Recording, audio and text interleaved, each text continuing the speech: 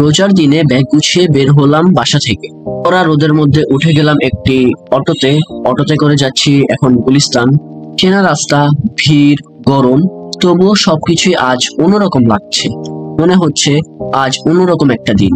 যাই হোক, ছোটবেলার মতো সেই আনন্দটা আর নেই এখন। এখন বাজতেছে বেলা 3:30।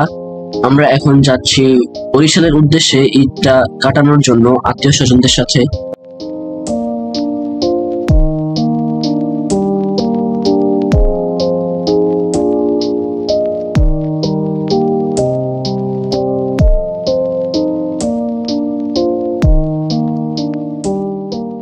কাউন্টারে চলে আসলাম আর এখন কিছুক্ষণ অপেক্ষা করছি।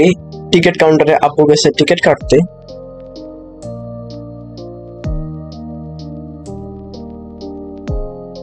এরপরে আমরা টিকিট কেটে চলে আসলাম বাসের সামনে। এখন সব লাগেজ গুলো আমরা বক্সে দিয়ে দিচ্ছি। তো এখন বাসেছে দুপুর 4টা আর আমরা এখন উঠে গেলাম বাসে। সো বাসটা একটু পরে ছেড়ে দিবে। তো বাসটি ছেড়ে দিল আর আমি আসলে জানলার সাইডে বসতে পছন্দ করি। তো আজকে আমি দুর্ভাগ্যবশত জানলা সাইডে সিটটা পাই না, কিন্তু আমি আগে এসেই জানলা সাইডে বসে রয়েছি। তো পাশের জন্য আমাকে আর কিছু বলে নাই। তো আজকে যেহেতু অনেক গরম ছিল তাই আমরা এসি বাস নিয়েছিলাম। এখন সমস্যা হলো জানলাটা খোলা যায় না, আর জানলাটা অনেক ময়লা। এখন আমি ভাবতেছি আমি কিভাবে শর্ট নিব, আজকে ভিডিও ফুটেজ গুলো মিস হবে আমার। তো গাইস, এরপর আমরা চলে আসলাম পদ্মা ব্রিজে করে আমরা চলে যাচ্ছি। সো এখন বাজতেছে প্রায় 5:45। ইফতারের টাইম অলমোস্ট হয়ে গেছে, আর আধা ঘন্টা বাকি। তো আজকে ইফতারটা বাসেই মানে রাস্তাতেই করা লাগবে, কিছু করার নেই, মানে জার্নি পথে করা লাগবে। আর বাসে সবাই টায়ার্ড ছিল কারণ ইফতারের টাইম অলমোস্ট হয়ে গেছে, আর কিছুক্ষণ বাকি। আর যখন আমরা ব্রিজের উপর দিয়ে যাই তখন সূর্যটাকে দেখতে অনেক ভালো লাগে। দেখো এখন অনেক সুন্দর লাগতেছে সূর্যটাকে দেখতে।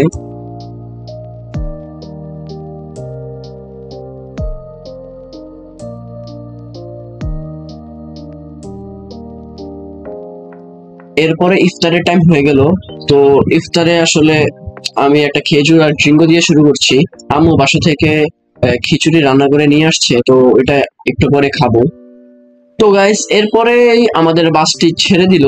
তো এখন পুরো একদম অন্ধকার হয়ে গেছে বাহিরে, কারণ সূর্যটা ডুবে গেছে। সো এখন আমরা চলে যাচ্ছি বরিশালের উদ্দেশ্যে। আমরা অলমোস্ট বরিশালে চলে আসছি, আর অল্প কিছুক্ষণ বাকি। তো আমরা চলে আসলাম বরিশালের নতুল্লাবাদে। এখন আমরা বাস থেকে আস্তে আস্তে নেমে যাচ্ছি।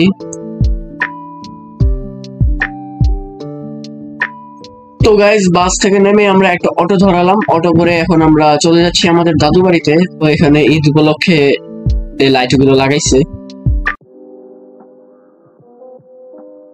তো এখন আমরা চলে যাচ্ছি আমাদের গ্রামের বাড়িতে ঈদের নামাজটা পড়ার জন্য।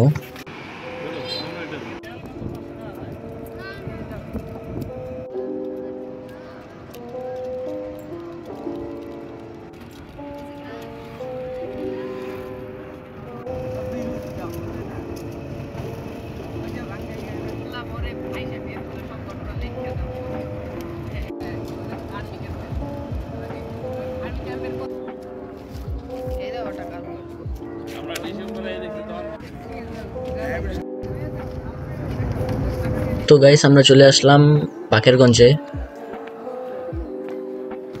এসে দেখলাম বয়ান শুরু হয়ে গেছে, আর দেখো উনি হলো আমার চাচু।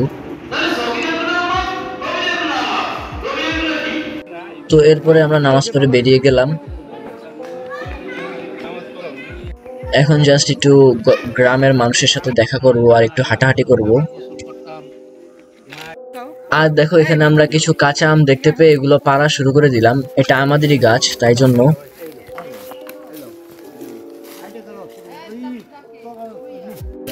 আর দেখো এটাকে কি বলে, ক্ষেত। এই ক্ষেতের মাঝখান দিয়ে যেতেছি, অনেক সুন্দর লাগতেছে জায়গাটা। এখন তোমরা অনেকে বলতে পারো শহরের চাস্তু ভাই যখন গ্রামে ভিডিও করে। যাই হোক, আইডিসি জায়গাটা আসলে সুন্দর।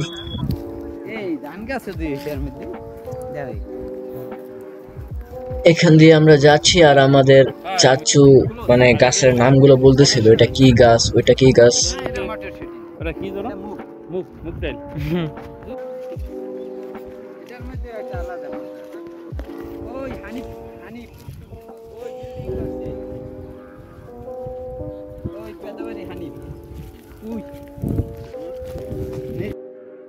আর দেখো এখানে একটা গাছের দেখা পাইলাম, এটা নাকি অনেক পুরানো। আর এই গাছের শেপটা কিন্তু অনেক সুন্দর।